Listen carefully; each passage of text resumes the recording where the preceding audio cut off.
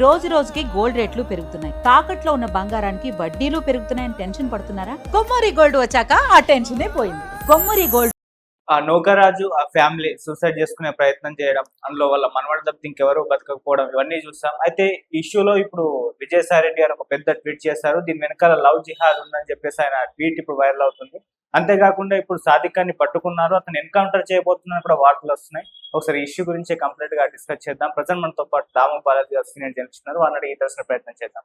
నమస్కారం సార్. నమస్తే. సార్, నిన్న విజయసాయి రెడ్డి గారు ట్వీట్ చేస్తూ ఇది లవ్ జిహాద్ ఉంది అని చెప్పేసి ఆయన చెప్పడం జరిగింది. అయితే పోలీసులు నిన్న ప్రెస్ మీట్ పెట్టారు, వాళ్ళు ఎక్కడ కూడా లవ్ జిహాద్ అని చెప్పట్లేదు. సో ఇప్పుడు వాళ్ళు ఎన్కౌంటర్ చేస్తారేమో అన్న అనుమానాలు కూడా వ్యక్తం అవుతున్నాయి. నిన్న వాళ్ళ మాటలో కూడా అదే అని అంటున్నారు. సో మరి సాదిక్ ఖాన్ ఎన్కౌంటర్ చేసే అవకాశం ఉందా? అతనికి ఆల్రెడీ టెర్రరిస్టులతో లింకులు ఉన్నాయని ఆమె లెటర్ లో కూడా బయటపడ్డం, ఇటువంటివన్నీ కూడా చూస్తాం. సో ఈ కేసు అప్డేట్ ఎక్కడి వరకు వచ్చింది, మరి ఇప్పుడు ఏం జరిగే అవకాశాలు ఉన్నాయి? మనం మామూలుగా మనకి ఒక క్రైమ్ సినిమా, థ్రిల్లర్ సినిమాలో ఓపెనింగ్ ఒక రకమైన ఓపెనింగ్ ఉంటుంది. మెల్లగా వెళ్ళే కొద్దీ అనేక కాంప్లెక్స్ డీటెయిల్స్ బయటకు వస్తూ ఉంటాయి. ఈ కేసు కూడా సిమిలర్ గా ఉంది. ఓపెనింగ్ ఏంటంటే వీళ్ళు ఒక 4 మంది ఆత్మహత్య ట్రై చేశారు, అందులో 3 చనిపోయారు, బాబు బతికాడు. దీనికి కారణం సాదిక్ అనే ఒక షూటింగ్ ట్రైనింగ్ అకాడమీ నడిపే అబ్బాయి అనేది తెలిసింది. సో అంతవరకు అప్పుడు నౌకరాజు రాసిన సూసైడ్ నోట్లో కూడా అంతే ఉంది. ఈ సాదిక్ అనేవాడు నా కూతుర్ని బెదిరిస్తున్నాడు, మా ఫ్యామిలీని బెదిరిస్తున్నాడు, మా ఆస్తులు కాజేశాడు, అతని టార్చర్కి మేము భరించలేక ఆత్మహత్య చేసుకుందాం డిసైడ్ అయినాం అనేది నౌకరాజు లెటర్లో ఉంది. అయితే దాని తర్వాత అనేక విషయాలు ఇప్పుడు బయటకు వస్తున్నాయి. ముఖ్యంగా దీంట్లో ఆ అబ్బాయి రియాన్స్ కార్తికేయ 10 ఏళ్ళ అబ్బాయి, ఆ అబ్బాయి కొన్ని డీటెయిల్స్ చెప్పాడు. అట్లాగే ఆ అబ్బాయి చెప్పిన డీటెయిల్స్ని బేస్ చేసుకుని ఒక డిక్కీలో ఈ అమ్మాయి రాసిన లెటర్లు దొరికాయి. మొత్తం 5 పేజీల లెటర్ అది. అందులో చాలా డీటెయిల్గా ఉంది. ఆ అమ్మాయి రాసింది చూస్తే మనకి చాలా విషయాలు అర్థమవుతాయి. తర్వాత ఏమైంది, సాదిక్ని పట్టుకోవడానికి కూడా ఒక 5 రోజులు, 5 రాష్ట్రాలు, 10 బృందాలు, ఇది ఒక సినిమాటిక్ చేజ్ అనమాట. దాన్ని చాలా ఎఫెక్టివ్గా చేశారు. అంటే ఒక సిట్ కూడా ఏర్పాటైంది బిందు మాధవ్ ఆధ్వర్యంలో, ఎస్పీ ఆధ్వర్యంలో. ఈ సిట్టు చాలా పకడ్బందీగా, నిజానికి అది కానీ ఇంకా డీటెయిల్గా చెప్తే చాలా ఉపయోగపడేది. ఎస్పీ అంత డీటెయిల్గా చెప్పలేదు. అయితే కొంతమంది దాంట్లో పాల్గొన్న వాళ్ళు లీక్ చేశారు, ఎలా ఎలా pట్టుకున్నాం అనేది. అది సపరేట్గా ఒక స్టోరీ లాగా ఉంటుంది అనమాట, క్రైమ్ స్టోరీ లాగా. ఎందుకంటే సాదిక్ చాలా తెలివిగా 12:45 నైట్కి కోనార్క్ ఎక్స్ప్రెస్ ఎక్కాడు. వాడు ఫోన్లు తీసుకెళ్ళలేదు, ఎటువంటి కార్డులు తీసుకెళ్ళలేదు, యూపీఐ పేమెంట్స్ లేవు. చాలా తెలివిగా చేసుకుంటా వెళ్ళాడు. అయితే ప్రతి తెలివైన క్రిమినల్ కూడా ఎక్కడో చోట క్లూస్ వదులుతాడు. కాబట్టి అతను చేసిన తప్పేమంటే ట్రైన్లో నుంచి వేరే వాళ్ళ ద్వారా ఫోన్ చేయడం, వాళ్ళ సిస్టర్కి అడ్వకేట్కి ఫోన్ చేశాడు. సో దాన్ని ట్రాక్ చేసి ఆ ఫోన్ అతన్ని పట్టుకున్నారు. ఫోన్ అతను కొన్ని డీటెయిల్స్ ఇచ్చాడు. ఇతను కర్ణాటకలో వాడి స్టేషన్లో దిగాడు అని చెప్పారు. వీళ్ళేం చేశారంటే, ఇతను ఫోన్ ఇంట్లో వదిలేసి వెళ్ళాడు కదా, ఆ ఫోన్ని పోలీసులు స్వాధీనం చేసుకొని ఆ ఫోన్లో ఎవరెవరు ఫ్రెండ్స్ లిస్టు, వాళ్ళు ఏ ఊర్లో ఎవరెవరు మొత్తం వీళ్ళు డీటెయిల్ కరెక్ట్ చేసి ఆల్రెడీ వాళ్ళతో ఈ ట్రైన్ వెళ్ళే రూట్లో దగ్గర వీళ్ళు గెస్ట్ చేసి ఢిల్లీలో ఉన్నారు, మీరట్లో ఉన్నారు, తర్వాత కేరళలో ఉన్నారు, సోలాపూర్లో ఉన్నారు, వీళ్ళందరినీ ట్రాక్ చేసి పెట్టుకున్నారు ఆల్రెడీ. అంటే అతను వస్తే మీరు ఇమ్మీడియట్గా మాకు ఇన్ఫార్మ్ చేయాలనేది వీళ్ళు చెప్పారనమాట. సో ఒక బృందం ఏమో ఢిల్లీ వెళ్ళింది, ఒక బృందం వాడి వెళ్ళింది, ఫాలో చేస్తుంది. వాడి నుంచి సోలాపూర్కి బస్సులో వెళ్ళాడు, అక్కడ నుంచి ఢిల్లీలో వెళ్ళాడు, అక్కడ నుంచి మీరట్కి వెళ్ళాడు, మీరట్లో దొరికాడు. మీరట్లో ఆల్రెడీ వీళ్ళ ఫ్రెండ్ వీళ్ళ కంట్రోల్లో ఉన్నాడు, పోలీసుల కంట్రోల్లో. అక్కడ లోకల్ పోలీసుల హెల్ప్ కూడా తీసుకున్నారు. 5 రాష్ట్రాల పోలీసులు కూడా దీంట్లో ఇన్వాల్వ్ అయ్యారు. సో ఇలాగా అతన్ని ట్రాక్ చేసి పట్టుకున్నారు. అతని ప్లాన్ ఏంటంటే కేరళకి వెళ్ళి అక్కడ నుంచి సముద్ర మార్గం ద్వారా గల్ఫ్ దేశాలకు వెళ్ళాలనేది సాదిక్ ప్లాన్. అతనికి ముస్లిం ఫ్రెండ్స్ అయితే అన్ని చోట్ల ఉన్నారు. అయితే ఈ క్రమంలో ఇప్పుడు విజయసాయి రెడ్డి దీంట్లో ఎంటర్ అయ్యాడు. ఆయన నిన్న వెళ్ళాడు అక్కడికి, వాళ్ళందరితో మాట్లాడాడు, వాళ్ళ బంధువులతో, ఆ బాబుతో.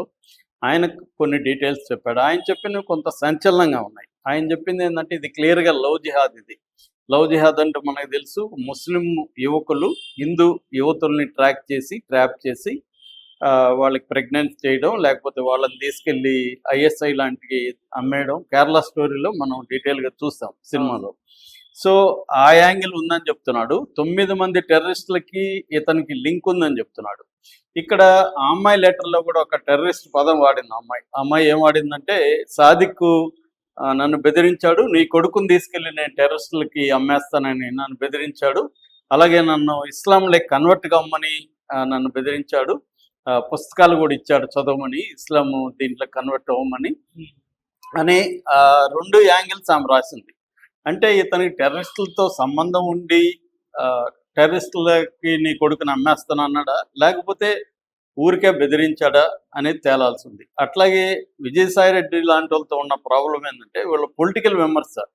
అంటే ఈజీగా లవ్ జిహాద్ అనడేమో ఈజీ, కానీ లవ్ జిహాద్ అనడానికి ఆయన దగ్గర ఉన్న ఆధారాలు ఏంటి? 9 మంది టెర్రరిస్టులతో లింక్ ఉందని చెప్పడానికి ఆయన దగ్గర ఆధారాలు ఏంటి? అవేం బయట పెట్టలేదు. ఆయన అలా మాట్లాడుతున్నాడు, మరి పోలీసులకి ఎందుకు చెప్పలేదు? సో ఈ విజయసాయి రెడ్డి చెప్పిన యాంగిల్లో కన్ఫ్యూజన్ ఉంది. ఇక పోలీసులు చాలా మితంగా మాట్లాడారు. అందరికి తెలిసిన విషయాలే చెప్పారు. వాళ్ళు కొత్తగా ఏమీ చెప్పలేదు. పోలీసులు మొత్తం విన్నాను. యాక్చువల్గా వాళ్ళు చెప్పాల్సింది ఏంటంటే, సాదిక్ని పట్టుకున్నాక వాళ్ళు ఇమ్మీడియట్గా ఏమి కోర్టుకు పెట్టలేదు. కనీసం వాళ్ళ దగ్గర ఒక రోజు 1.5 డే పెట్టుకున్నారు. పెట్టుకున్నప్పుడు అతని దగ్గర ఆల్రెడీ అనేక రకాల ఇన్ఫర్మేషన్ వాళ్ళు తీసుకుంటారు.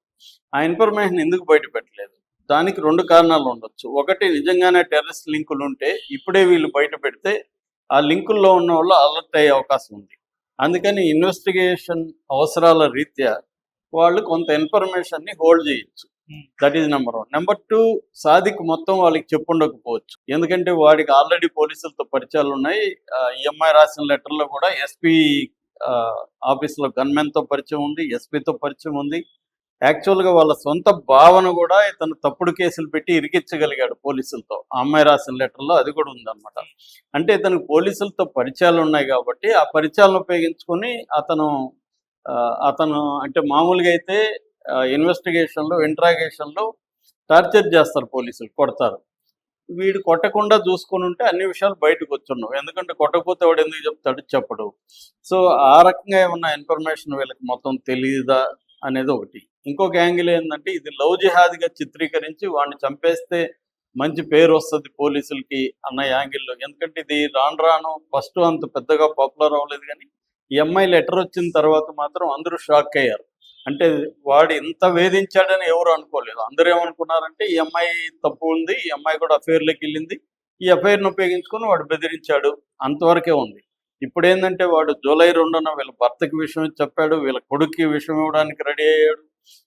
ఈ అమ్మాయిని కంప్లీట్గా తన కంట్రోల్లో పెట్టుకొని కొడుతూనే ఉన్నాడు. జస్ట్ 10 రోజుల ముందు కూడా కొట్టాడు. నా బాడీ మీద ఇప్పటికీ గాయాలు ఉన్నాయని ఆ అమ్మాయి చెప్తుంది. అమ్మాయి లెటర్ చూస్తే చాలా హారిబుల్గా వాడు వ్యవహరించాడు. అంటే ఇంత హారిబుల్గా ఒక ఫ్యామిలీని, ఆ ఫ్యామిలీ ఏది నార్మల్ ఫ్యామిలీ కాదు. అసిస్టెంట్ ఇంజనీర్గా 10 ఏళ్ళుగా ఆయన పిఠాపురంలో పనిచేస్తున్నాడు. ఆయనకి యూనియన్స్ ఉంటాయి, ఆయన పరిచయాలు ఉంటాయి. అలాంటి ఒక పెద్ద ఫ్యామిలీనే అతను ఈ స్థాయిలో భయపెట్టగలిగి, వాళ్ళ ఇంట్లో అతనికి కెనడా నుంచి విషం తెప్పించి చంపేసి, వాళ్ళ కొడుకుని కూడా తన గుప్పెట్లో పెట్టుకొని వాళ్ళ ఫ్యామిలీని అంతా ఇంత స్థాయిలో బెదిరిస్తున్నాడంటే, అతని కాంటాక్ట్స్ పోలీసులతోనో ఇంకొకరితో లేకపోతే ఫస్ట్ ఆఫ్ ఆల్ అంత ధైర్యం ఎట్లా చేస్తాడు? అదన్నా ఉండాలి, లేదా టెర్రరిస్టులతో కూడా అతనికి సంబంధాలు ఏమన్నా ఉండొచ్చు. సో ఈ 2 యాంగిల్స్ని ఇప్పుడు బయటికి తీయాల్సి ఉంది. ఇవి కానీ తీయకుండా అతను కానీ ఎన్కౌంటర్లో చంపేస్తే ఇవన్నీ బయటికి రావు. సో పోలీసుల రోల్ ఉంటే మాత్రం ఖచ్చితంగా ఎన్కౌంటర్లో చంపేస్తారు. ఎందుకంటే చంపేస్తే తమ విషయాలు ఏవి బయటికి రావు. ఇదంతా లవ్ జిహాదుల అకౌంట్లో కేసేద్దామని.